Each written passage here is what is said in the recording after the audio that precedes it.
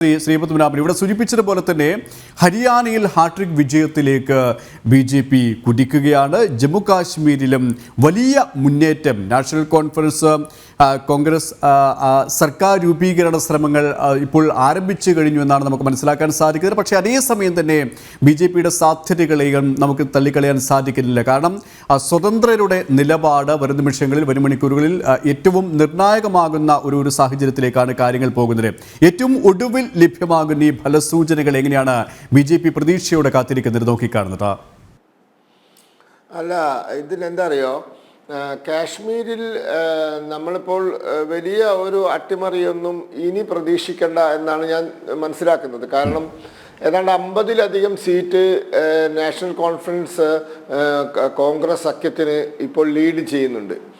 ഞാൻ ഈ തെരഞ്ഞെടുപ്പ് കമ്മീഷന്റെ വെബ്സൈറ്റുകൾ നോക്കിയ സമയത്ത് ഞാൻ മനസ്സിലാക്കുന്നത് ഏതാണ്ട് 65-70% വോട്ടുകൾ എണ്ണിക്കഴിഞ്ഞു. ഒരു ട്രെൻഡ് ഏതാണ്ട് വന്നു കഴിഞ്ഞു. ഇനിയിപ്പോൾ വലിയൊരു മാറ്റം ഉണ്ടാവില്ല.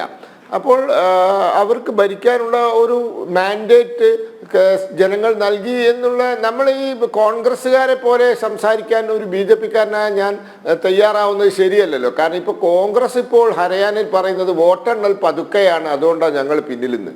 എനിക്ക് മനസ്സിലാവുന്നില്ല. കാരണം സമയം 12 മണി കഴിഞ്ഞു, ഒരു 70% വോട്ടെണ്ണി. ഇനിയിപ്പോൾ ഒരു മണിക്കൂറിനുള്ളിൽ വോട്ടെണ്ണൽ പൂർത്തിയാവും. അപ്പോൾ എന്ത് താമസമാണ് അതിലുള്ളത്? ഒരു താമസവും ഇല്ല. അപ്പോൾ നമ്മൾ തോൽക്കുമ്പോൾ തെരഞ്ഞെടുപ്പ് കമ്മീഷനെ കുറ്റം പറയുക, തോൽക്കുമ്പോൾ വോട്ടിംഗ് മെഷീൻ്റെ കുറ്റം പറയുക, ഇതൊന്നും BJPക്ക് ഭൂഷണമല്ലല്ലോ. അപ്പം ഞാൻ ആ സത്യത്തെ അംഗീകരിക്കുന്നു. ഇത്തവണ ജമ്മു കാശ്മീരിൽ കേവല ഭൂരിപക്ഷത്തിൻ്റെ അടുത്ത് അവർ എത്തും. ഒരു പക്ഷേ കേവല ഭൂരിപക്ഷം തന്നെ ലഭിച്ചേക്കാം. പിന്നെ ഒരു 5 MLA-മാരെ നോമിനേറ്റ് ചെയ്യാനുള്ള അധികാരം ലഫ്റ്റനന്റ് ഗവർണറിലുണ്ട്.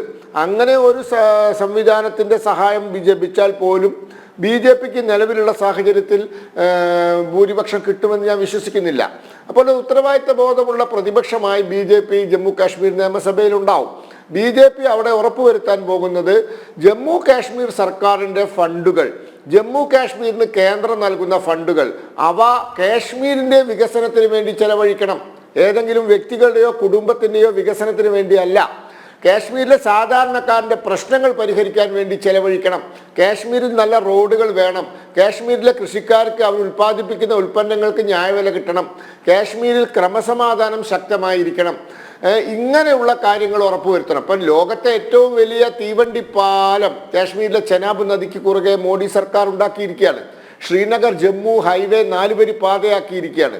കാശ്മീരിൽ നിന്നും ലഡാക്കിലേക്കുള്ള പാത തുരങ്കമുണ്ടാക്കി മലകൾക്കിടയിലൂടെ കൊണ്ടുപോയി മഞ്ഞുകാലത്തും വാഹന ഗതാഗതം യോഗ്യമാക്കുന്ന രീതിയിൽ മാറ്റം വരുത്തിയിരിക്കുന്നു. അപ്പം ഇതാണ് കാശ്മീരിൽ ആവശ്യം. ഇത് ഉറപ്പുവരുത്താൻ BJP നിയമസഭയ്ക്കകത്തുണ്ടാവും. 28-29 ആളുകൾ ഉണ്ടാവും.